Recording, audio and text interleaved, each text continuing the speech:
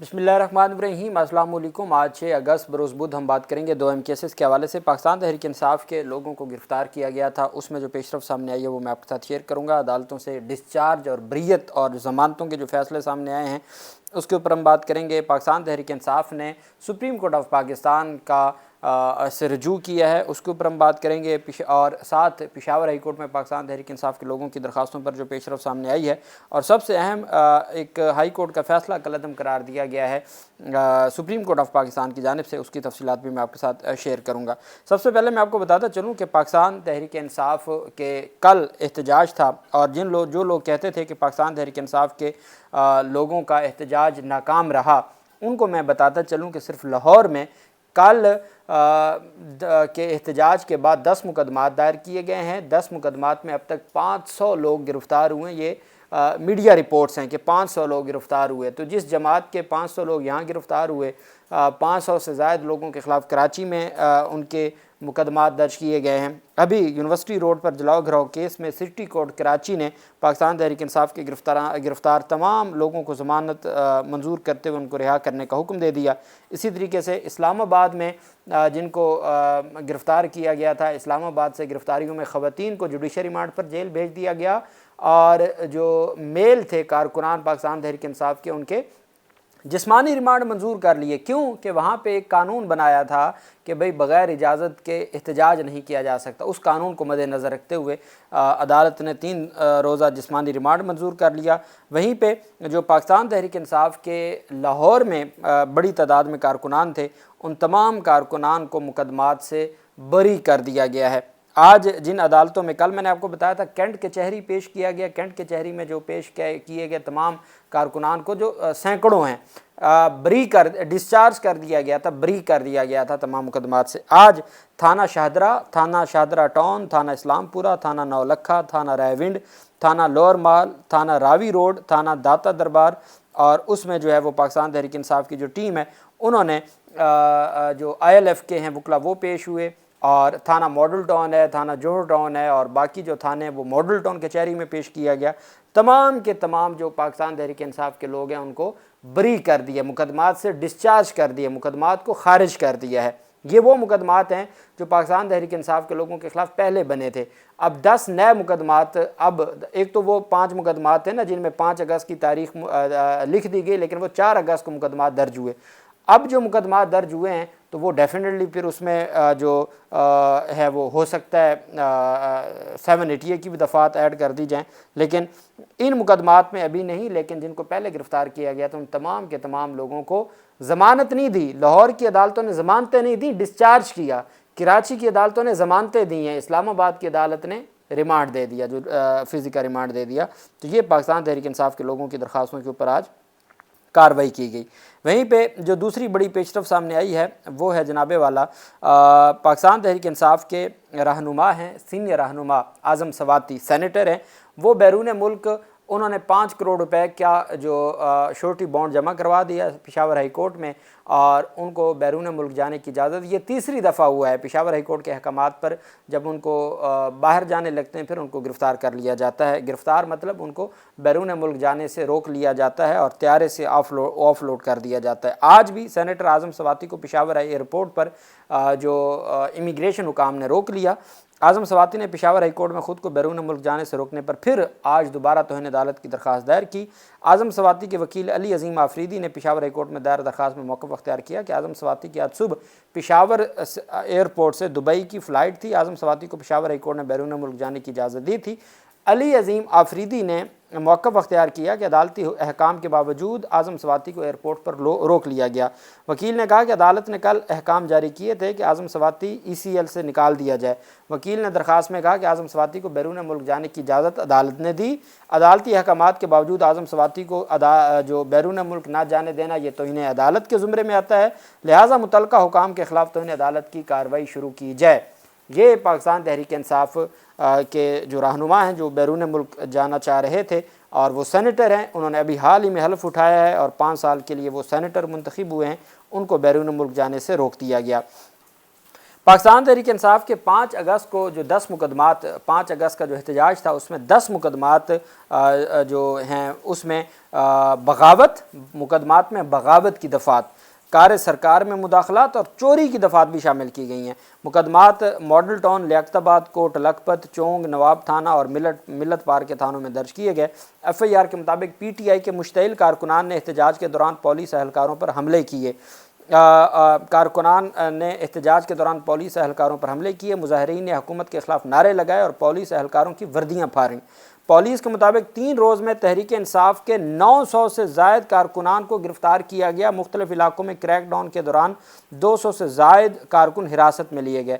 اندازہ لگائیں 3 دنوں میں صرف لاہور میں 901 اور 201 1100 کارکنان کو گرفتار کیا گیا۔ پولیس نے کہا کہ پرتشدد احتجاج اور سڑک بلاک کرنے پر 129 افراد کو گرفتار کیا گیا۔ گرفتار ہونے والوں میں 92 افراد دیگر شہروں سے لاہور احتجاج کرنے آئے تھے۔ پولیس کے مطابق 3 اور 4 اگست کو حراست میں لیے گئے متعدد کارکنان ضمانت پر چھوڑ دیے گئے یا عدالتوں سے بری ہو گئے۔ اب 3 روز میں 900 سے زائد کارکنان کو گرفتار کیا۔ 200 وہ ہیں جن کو مختلف علاقوں میں کریک ڈاؤن کیا گیا اور 129 وہ ہیں جو سڑک بلاک کر رہے تھے، ان کو گرفتار کیا گیا۔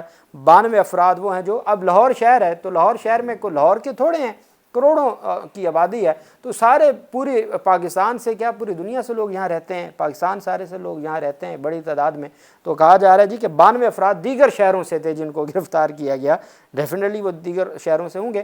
10 مقدمات، اور خود لاہور پولیس جو عظمیٰ بخاری اور پاکستان مسلم لیگ نون اور وفاقی حکومت کہتی ہے پاکستان تحریک انصاف کا احتجاج ناکام ہو گیا، مقبولیت ختم ہو گئی، تو بھئی پھر آپ کی اپنی پولیس کہہ رہی ہے 10 مقدمات ہم نے درج کر دیے ہیں، 10 مقدمات میں ہزاروں لوگ نامزد ہیں یا ان کو اس میں ملزم رکھا گیا ہے، سینکڑوں لوگ پہلے ہی 1000 سے زائد لوگ تھے، 1200-1300 لوگ آپ نے گرفتار کیے ہیں، تو پھر اور کیا ایک لاہور کی بات ہو رہی ہے؟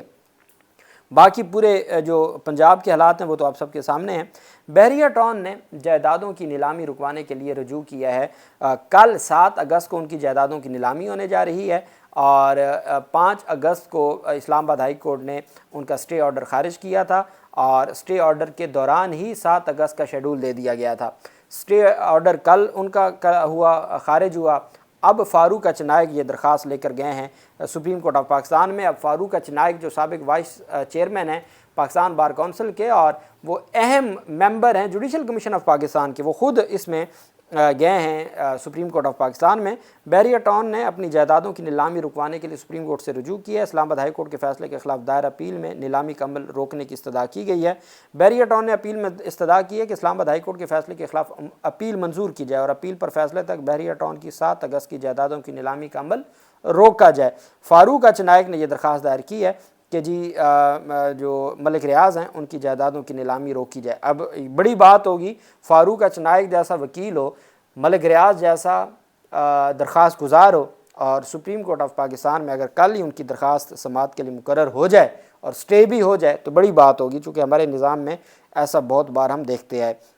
وہیں پہ پاکستان تحریک انصاف کے رہنماؤں نے، میں نے آپ کو بتایا تھا عمر ایوب کی حفاظتی ضمانت منظور کر لی گئی، اس کے علاوہ پاکستان تحریک انصاف کے 2 رہنماؤں نے درخواستیں دائر کی کہ جی نااہلی ختم کی جائے۔ اب مزید پاکستان تحریک انصاف کے رہنماؤں نے زرتاج گل نے بھی اور صاحبزادہ حامد خان نے بھی رجوع کر لیا اور الیکشن کمیشن آف پاکستان کے فیصلے کو چیلنج کیا گیا۔ درخواست میں موقف اپنایا گیا کہ الیکشن کمیشن نے عمر ایوب کو اور حامد رضا کو اور شبلی فراز کو اور زرتاج گل کو اور باقی جو پاکستان تحریک انصاف کے لوگ ہیں ان کو ڈی نوٹیفائی کیا ہے۔ الیکشن کمیشن کا فیصلہ کالعدم قرار دیا جائے۔ الیکشن کمیشن نے درخواست گزاروں کو سنے بغیر فیصلہ کیا ہے۔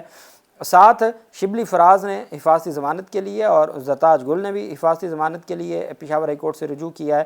درخواستوں میں موقف اپنائی گئی ہے کہ خصوصی عدالت کی جانب سے سزا سنائے جانے فیصلے کے خلاف اپیل دائر کرنا چاہتے ہیں ان کو حفاظتی ضمانت دی جائے تاکہ وہ متعلقہ ہائی کورٹ سے رجوع کر سکیں۔ 31 جولائی کو دہشت گردی عدالت نے یہ سزائیں سنائی تھیں اور اس کے خلاف پاکستان تحریک انصاف کے لوگوں نے رجوع کیا۔